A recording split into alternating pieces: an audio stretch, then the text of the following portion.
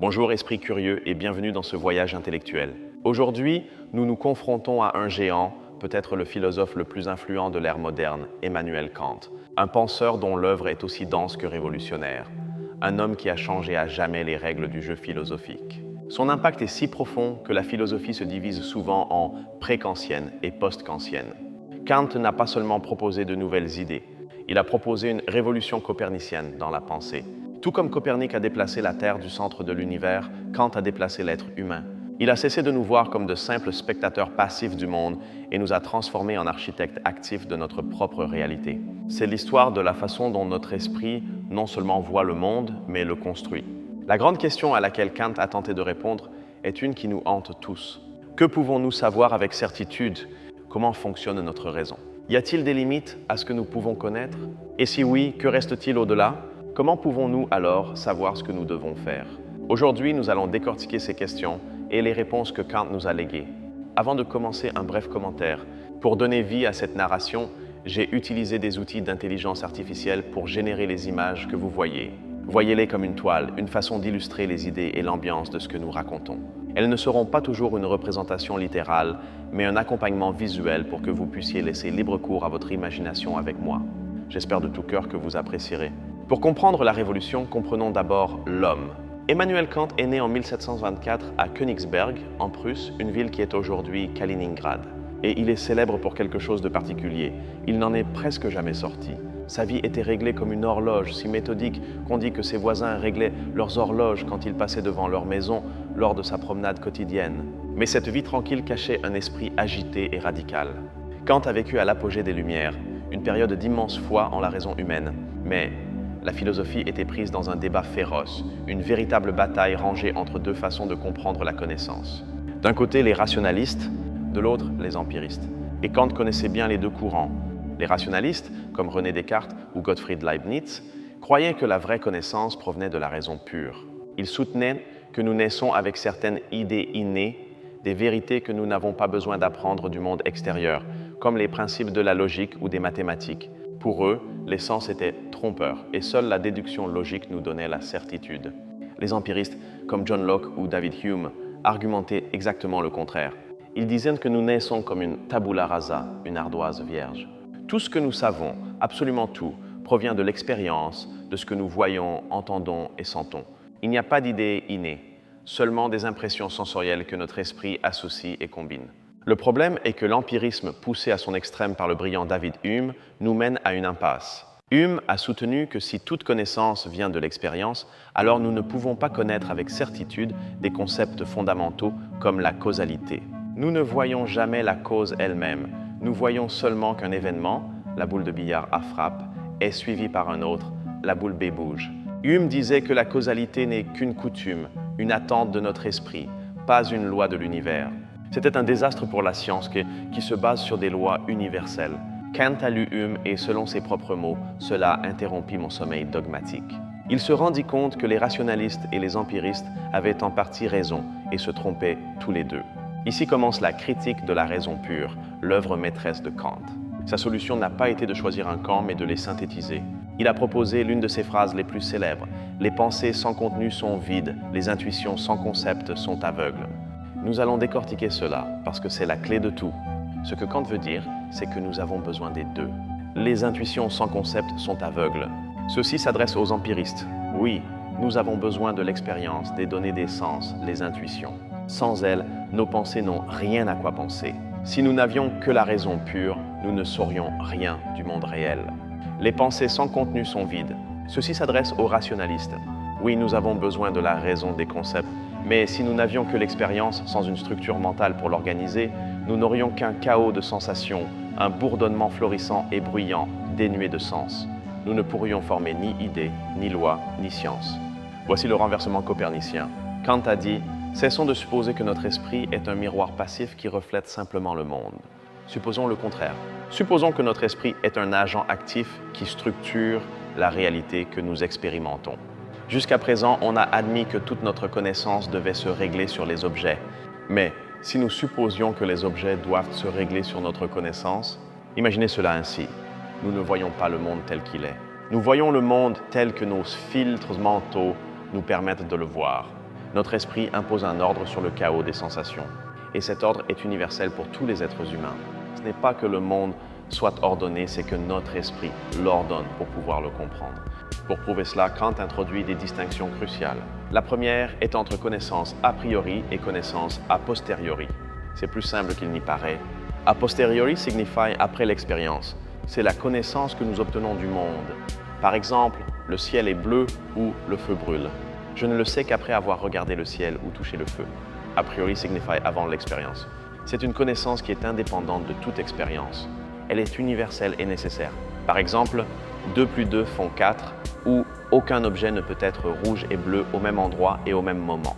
Je n'ai pas besoin d'aller vérifier avec tous les objets du monde. Je le sais seulement par la raison. Les empiristes, comme Hume, diraient que la connaissance a priori ne nous dit rien de nouveau sur le monde. Elle nous dit seulement comment nos idées sont liées. Les rationalistes diraient que c'est la seule vraie connaissance. Kant, comme toujours, cherche une voie médiane. Et pour cela, il ajoute une autre distinction. C'est la distinction entre jugement analytique et jugement synthétique. Un jugement analytique est celui où le prédicat est déjà contenu dans le sujet. C'est une tautologie, une vérité par définition. Par exemple, tous les célibataires sont non mariés. L'idée de non marié est déjà incluse dans l'idée de célibataire. Cela n'ajoute pas d'informations nouvelles. Un jugement synthétique, en revanche, est celui où le prédicat ajoute de nouvelles informations au sujet. Synthétique vient de synthèse, d'unir des choses. Par exemple, le chat est sur le tapis. L'idée d'être sur le tapis n'est pas contenue dans l'idée de chat. Ce jugement nous dit quelque chose de nouveau sur le monde. Maintenant, croisons les catégories. Les jugements analytiques a priori sont évidents. Ce sont les vérités logiques, comme un triangle à 3 angles. Ils sont universels, a priori, mais ne nous disent rien de nouveau, analytique. Les rationalistes se basaient sur ceci. Les jugements synthétiques a posteriori sont également évidents. Ce sont les faits de l'expérience. La plume est sur le bureau, ils nous disent quelque chose de nouveau, synthétique, mais nous ne le savons que par l'expérience a posteriori. Les empiristes se basaient sur ceci. Et c'est là que Hume nous a laissés dans l'impasse. Hume et les empiristes disaient que tous les jugements synthétiques, c'est-à-dire toute connaissance qui ajoute des informations, doivent être a posteriori. Ils doivent en venir de l'expérience. Par conséquent, nous ne pouvons pas avoir de connaissances universelles et nécessaires a priori sur le monde. La science vacillait, mais Kant pose la question à $1 million, celle qui fonde toute sa critique. Les jugements synthétiques a priori sont-ils possibles? C'est-à-dire, pouvons-nous avoir une connaissance qui soit à la fois universelle et nécessaire a priori, et qui en même temps nous dise quelque chose de nouveau sur le monde synthétique? La réponse de Kant est un oui retentissant. Et il dit que, de fait, nous les utilisons déjà. Les mathématiques en sont l'exemple parfait. Prenons 7 plus 5 est égal à 12. Ce jugement est a priori. Je n'ai pas besoin de prendre 7 pommes et 5 pommes et de les compter à chaque fois pour savoir que c'est vrai. C'est une vérité universelle. Mais il est aussi synthétique. Le concept de 12 n'est pas contenu dans le concept de 7 plus 5. 7 plus 5 est l'union de deux nombres. 12 est un concept totalement nouveau qui émerge de cette opération. Les mathématiques élargissent notre connaissance. Ce n'est pas juste une définition. Il en va de même pour la géométrie. La ligne droite est le plus court chemin entre deux points. Et les principes de la physique, tout événement a une cause. Alors, la nouvelle question est, comment ces jugements synthétiques a priori sont-ils possibles? S'ils ne viennent pas de l'expérience, d'où viennent-ils? Et ici Kant sort son atout de sa manche. Ils viennent de la structure de notre propre esprit. Ce ne sont pas des propriétés du monde extérieur, ce sont les règles que notre esprit utilise pour construire le monde extérieur. Kant divise sa critique en deux grandes parties pour expliquer cela. La première est l'esthétique transcendantale. Esthétique ici ne signifie pas beauté, elle vient du grec esthésis, qui signifie sensation ou perception. C'est l'étude de la façon dont nous percevons le monde. Kant soutient qu'il existe deux formes pures de l'intuition, deux filtres fondamentaux que nous appliquons à toute sensation que nous recevons, avant même que nous en soyons conscients. Ces deux filtres sont l'espace et le temps. Pensons à l'espace. Nous ne percevons pas l'espace comme un objet de plus. Nous ne pouvons pas voir l'espace. Plutôt, l'espace est la condition pour que nous puissions voir n'importe quel objet. C'est comme le système d'exploitation de notre perception externe. Nous ne pouvons pas imaginer un objet hors de l'espace. C'est une intuition a priori que notre esprit impose. C'est pourquoi la géométrie est synthétique a priori. Les axiomes de la géométrie ne portent pas sur le monde réel. Ils portent sur les propriétés de l'espace, qui est une structure de notre esprit. Comme notre esprit construit l'expérience en 3D, les lois de la géométrie, qui sont les lois de cet espace mental, s'appliquent universellement à toute notre expérience. Le second filtre est le temps. Le temps est la forme de l'intuition interne. Tout comme nous ne pouvons pas percevoir d'objets externes sans l'espace, nous ne pouvons pas percevoir nos propres pensées ou sentiments sans le temps. Tout ce que nous expérimentons intérieurement ou extérieurement, nous l'expérimentons dans une séquence, dans un avant et un après. Le temps est la condition a priori pour l'arithmétique. L'idée de nombre est basée sur la succession, sur l'ajout de un et puis un autre dans le temps. 7 plus 5 égale 12 est vrai a priori parce qu'il est basé sur les règles de la succession temporelle, une structure fondamentale de notre conscience. Ainsi, première partie de la réponse de Kant, les données brutes du monde nous parviennent, intuition. Mais pour que nous puissions les percevoir, notre esprit les filtre ou les façonne à travers les formes a priori de l'espace et du temps. Nous ne voyons plus le monde en soi, nous voyons le monde tel que notre sensibilité l'a organisé. Mais cela ne suffit pas. Voir des objets dans l'espace et le temps n'est pas la même chose que de les comprendre. Comme l'a dit Kant, les intuitions sans concept sont aveugles. Nous n'aurions qu'un film d'images dénué de sens. Nous avons besoin de la deuxième étape. Nous avons besoin de l'entendement, ici entre la deuxième grande partie de la critique, l'analytique transcendantale. Si l'esthétique traitait de la sensibilité, comment nous percevons? L'analytique traite de l'entendement, comment nous pensons. Kant soutient qu'en plus des filtres de l'espace et du temps, notre esprit possède un ensemble de concepts purs ou de catégories. Les catégories sont les outils a priori qu'utilise l'entendement pour unifier la diversité de nos perceptions et les transformer en connaissances. Ce sont les concepts les plus basiques dont nous avons besoin pour penser à n'importe quel objet. Ce sont comme les dossiers maîtres de notre système d'exploitation mentale. Kant identifie 12 catégories, mais nous n'avons pas besoin de les mémoriser. L'important est le concept. Elles incluent des idées comme l'unité, voir un objet comme un, la pluralité, voir beaucoup d'objets, la substance, l'idée qu'un objet reste le même si ses propriétés changent, comme une pomme qui mûrit, et, la plus importante de toutes, la cause et effet. Voici la brillante réponse de Kant à Hume. Hume a dit que nous ne pouvons pas expérimenter la causalité. Kant répond, exactement, nous ne l'expérimentons pas. Ce n'est pas quelque chose d'a posteriori. La causalité est une catégorie a priori de l'entendement. Nous ne la trouvons pas dans le monde, nous la mettons dans le monde. Notre esprit est programmé pour chercher des causes. Nous ne pouvons pas ne pas voir le monde en termes de cause et d'effet. C'est l'une des règles que notre entendement impose aux perceptions pour que le monde prenne sens. C'est pourquoi la science, qui cherche des lois causales, est possible. La science ne découvre pas les lois du monde en soi, elle découvre les lois de notre expérience du monde. Cette synthèse est le sommet de la critique. La connaissance humaine est une collaboration. L'expérience, empirisme, nous donne le matériau brut. La raison, rationalisme, nous donne la structure, espace, temps et catégorie pour ordonner ce matériau. L'esprit humain est celui qui donne les lois à la nature. Non à la nature en soi, mais à la nature telle que nous l'expérimentons. Mais cette révolution a un prix, et c'est un prix énorme. Si tout ce que nous connaissons est le monde filtré par notre esprit, qu'en est-il du monde réel? Le monde tel qu'il est, indépendamment de nous? Kant introduit ici sa distinction la plus célèbre et souvent mal interprétée, la distinction entre phénomène et noumène. Le phénomène, du grec phainoménon, ce qui apparaît, est le monde tel qu'il nous apparaît. C'est le monde de notre expérience, le monde déjà structuré par l'espace, le temps et les catégories. C'est le monde de la science, le monde que nous pouvons connaître. Tous les objets que nous voyons, touchons et étudions sont des phénomènes. Le noumen, du grec noumenon, ce qui est pensé, est la chose en soi, das Ding an sich. C'est la réalité telle qu'elle pourrait être, complètement indépendante de notre esprit et de nos filtres. C'est la réponse à la question. Comment est le monde quand nous ne le regardons pas? Qu'est-ce que la matière première avant que nous la filtrions? Et c'est là le coup de maître de Kant. La réponse est « nous ne le savons pas ». Et non seulement nous ne le savons pas, mais nous ne pourrons jamais le savoir. C'est une limite fondamentale de la raison humaine. Nos catégories, causalité, substance, ne s'appliquent qu'au monde phénoménal, au monde de l'expérience. Tenter de les utiliser pour connaître le noumen, c'est comme essayer de boire de la soupe avec une fourchette. Kant ne dit pas que le noumen n'existe pas. Au contraire, il doit exister. Il doit y avoir quelque chose là-dehors qui nous envoie les données brutes que notre esprit traite. Mais nous ne pouvons pas en avoir de connaissance. Nous ne pouvons que le penser comme un concept limite. C'est la frontière de notre carte. Cela a des implications gigantesques. Qu'en est-il des grandes questions de la métaphysique traditionnelle? Qu'en est-il de Dieu, de l'âme et de la liberté? Ce ne sont pas des choses que nous pouvons expérimenter dans l'espace et le temps. Ce sont des concepts nouménaux. Ils sont au-delà du monde phénoménal. Kant conclut que la raison pure, la raison théorique, ne peut ni prouver ni réfuter l'existence de Dieu, l'immortalité de l'âme ou le libre arbitre. Lorsque la raison tente de le faire, elle s'embourbe dans des contradictions, ce qu'il appelle les antinomies. Elle tombe dans une boucle infinie parce qu'elle applique ses outils, les catégories, là où ils ne correspondent pas. Cela peut sembler déprimant.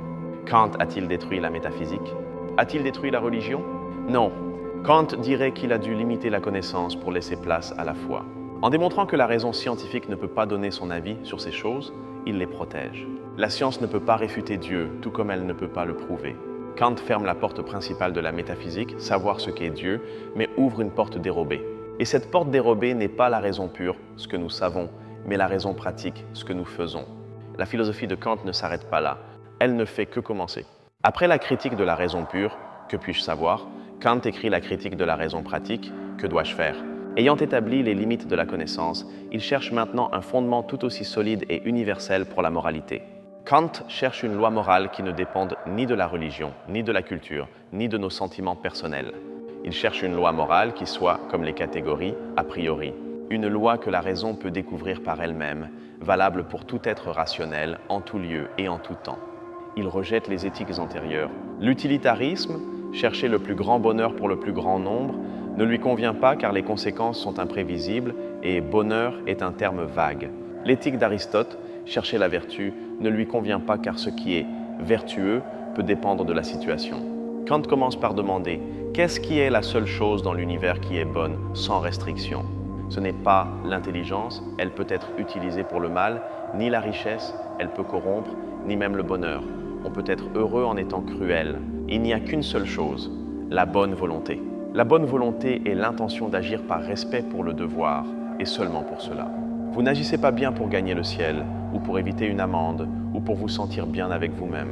Ce sont des mobiles hétéronomes, c'est-à-dire des mobiles qui viennent de l'extérieur. Vous agissez bien parce que c'est ce qu'il faut faire. Point final, c'est l'autonomie morale. Un commerçant qui rend la monnaie exacte à un enfant pour ne pas se faire mauvaise réputation agit conformément au devoir, mais non par devoir. Son action est légale, mais non morale. Le commerçant qui rend la monnaie exacte parce que tromper est mal, même si personne ne le voit et qu'il n'en tire aucun profit, celui-là agit par devoir. Sa volonté est bonne. Mais comment savons-nous quel est notre devoir? Kant nous donne l'outil. Alors ce n'est pas une liste de règles, c'est un test, un filtre qu'il appelle l'impératif catégorique. Catégorique signifie qu'il s'applique toujours, sans exception. Impératif signifie que c'est un ordre de la raison. Kant le formule de plusieurs manières, mais la première et la plus célèbre est « Agissez uniquement d'après la maxime par laquelle vous pouvez vouloir en même temps qu'elle devienne une loi universelle. » C'est un test d'universalité. Avant de faire quelque chose, demandez-vous « Que se passerait-il si tout le monde faisait cela ?» Voyons un exemple. Puis-je mentir pour me tirer d'un mauvais pas? Utilisons le test. Ma maxime serait « Je mentirai quand cela me conviendra ». Puis-je vouloir que cela soit une loi universelle? Que tout le monde mente quand cela lui convient? Non. Parce que si tout le monde mentait, la confiance serait détruite, le concept même de vérité n'aurait plus de sens, et mon propre mensonge ne fonctionnerait pas parce que personne ne me croirait. La maxime s'autodétruit. Elle est irrationnelle.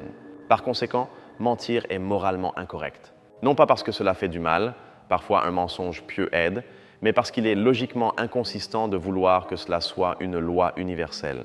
Le devoir, pour Kant, est un devoir rationnel. La deuxième formulation de l'impératif catégorique est, pour beaucoup, encore plus puissante et est devenue la base des droits humains modernes. Agissez de telle sorte que vous traitiez l'humanité aussi bien dans votre personne que dans celle de tout autre, toujours en même temps comme une fin et jamais simplement comme un moyen. C'est profond. Cela signifie que tout être rationnel a une valeur intrinsèque, une dignité et non un prix. Nous ne pouvons pas utiliser les personnes. Utiliser un caissier comme moyen de paiement est bien, à condition de le traiter aussi comme une fin, avec respect, comme un être humain. Mais tromper quelqu'un, l'asservir ou le manipuler, c'est l'utiliser simplement comme un moyen pour vos propres fins. C'est de le traiter comme une chose, pas comme une personne. Et cela, dit Kant, s'applique aussi à soi-même. Vous ne pouvez pas vous traiter vous-même comme un moyen. Vous avez le devoir de respecter votre propre dignité et votre rationalité. Cette idée est la pierre angulaire du libéralisme des Lumières et de notre conception moderne des droits inaliénables. Maintenant, Kant peut finalement revenir à ces questions du noumen.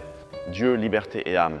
Il dit que nous ne pouvons pas les connaître, mais nous devons les postuler pour que la moralité ait un sens. La raison pratique les exige. Par exemple, la liberté.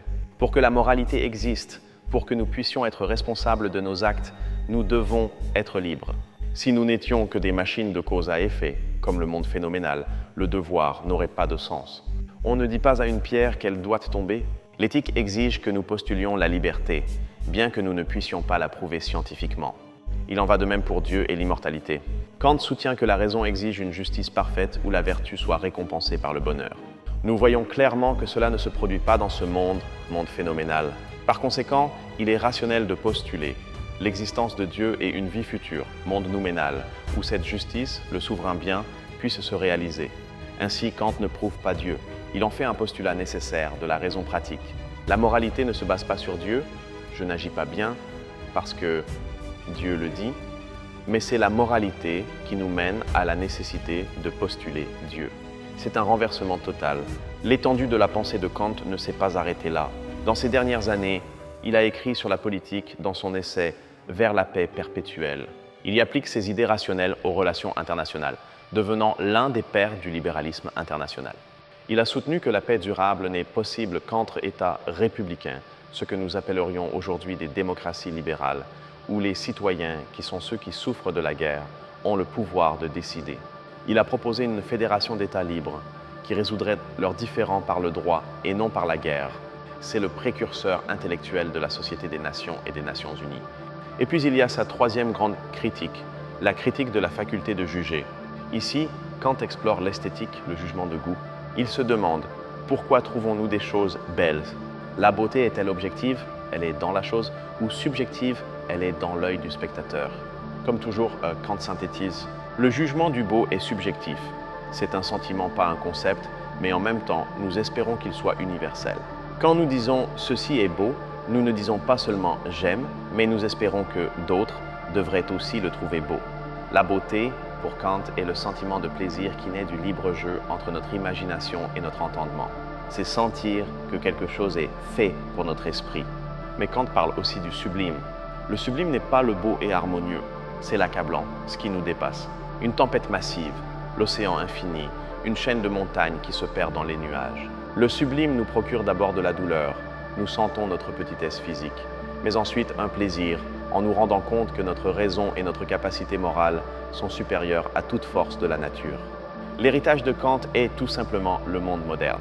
Il est impossible d'étudier la philosophie, le droit, la science ou l'art sans tomber sur ces idées. Il a établi les limites de la science, mais ce faisant, il lui a donné son fondement le plus solide. Il a sauvé la connaissance du scepticisme de Hume. Il a fondé l'éthique sur la dignité humaine et la raison, créant la base des droits humains universels. Son idée de l'esprit comme un constructeur actif de la réalité a ouvert la porte à tout l'idéalisme allemand, Hegel, Fichte, et plus tard à la phénoménologie et à l'existentialisme. Même la science cognitive moderne, qui étudie les structures innées du cerveau, est profondément kantienne. Kant est difficile, oui. Lire la critique est comme escalader une montagne. Mais ce que nous trouvons au sommet est une vision transformatrice de nous-mêmes. Kant nous a donné le manuel d'utilisation de la raison humaine. Il nous a enseigné que nous ne sommes pas de simples spectateurs passifs. Nous sommes les législateurs de notre propre univers. Notre esprit n'est pas un miroir, c'est une lampe. Il ne reflète pas le monde, il l'illumine et lui donne forme. Il nous a enseigné que la moralité n'est pas un ordre externe, mais la voie de notre propre raison. Il nous a donné la dignité d'être des fins en nous-mêmes. Il nous a défiés à sapere aude, ose savoir, à user de notre propre raison sans la tutelle d'autrui. C'est la devise des Lumières et le cœur de sa philosophie. La révolution copernicienne de Kant continue de résonner. Elle nous oblige à être humbles quant à ce que nous pouvons savoir du monde réel, mais en même temps, elle nous rend responsables du monde que nous connaissons, le monde que nous construisons chaque jour avec nos perceptions et nos concepts. Alors, la prochaine fois que vous regarderez le monde, rappelez-vous Kant. Rappelez-vous que non seulement vous voyez, mais vous créez. Vous appliquez l'espace, le temps et la causalité. Vous êtes, dans un sens très réel, l'architecte de votre propre réalité. La philosophie de Kant est un appel à la maturité intellectuelle, un appel à prendre la responsabilité de notre connaissance et de nos actions. C'est un système de pensée vaste, mais il se base sur cette idée simple et radicale.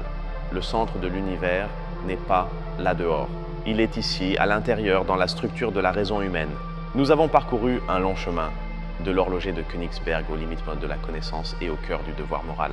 Nous avons vu comment Kant a sauvé la science du scepticisme et la morale de la simple tradition. Comprendre Kant n'est pas facile et ce voyage n'est qu'une introduction. Chacune de ces critiques mérite sa propre analyse approfondie. Mais j'espère que cet aperçu général vous a donné les outils pour apprécier l'ampleur de son projet et la beauté de son architecture intellectuelle. La prochaine fois que vous serez confronté à un dilemme moral, pensez à l'impératif catégorique. Pourriez-vous vouloir que votre action devienne une loi universelle? Traitez-vous les autres et vous-même comme une fin et non seulement comme un moyen? Et la prochaine fois que vous regarderez les étoiles et que vous vous sentirez submergé par l'univers, rappelez-vous Kant. Il y a deux choses qui, selon lui, emplissaient son esprit d'émerveillement. Le ciel étoilé au-dessus de moi et la loi morale en moi. Les deux, l'univers externe et l'univers interne de la raison, étaient pour lui source d'un émerveillement infini. L'un nous montre notre petitesse physique, l'autre nous montre notre grandeur morale. Et dans cette dualité, dans cette synthèse, réside l'essence de l'être humain. Merci de m'avoir accompagné dans ce voyage intellectuel. Ce n'est pas un sujet simple et si vous êtes arrivé jusqu'ici, je vous félicite pour votre curiosité et votre patience. Explorer ces géants de la pensée est un exercice qui nous enrichit et nous met au défi. La philosophie n'est pas là pour nous donner des réponses faciles, mais pour nous aider à poser de meilleures questions. Et Kant, sans aucun doute, nous a enseigné à mieux questionner que quiconque. Il nous a enseigné à questionner les limites de notre propre raison. Si vous avez aimé cette analyse, je vous invite à vous abonner à la chaîne. Nous continuerons à explorer les idées les plus profondes de la philosophie, de la sociologie et des humanités, toujours avec rigueur et passion. Il y a bien d'autres géants à découvrir. J'adorerais lire vos réflexions dans les commentaires. Quelle est l'idée de Kant qui vous a le plus marqué? Le renversement copernicien, le phénomène et le noumen, ou l'impératif catégorique. Le débat enrichit notre compréhension. N'oubliez pas, osez savoir, osez penser par vous-même. À la prochaine, esprit curieux.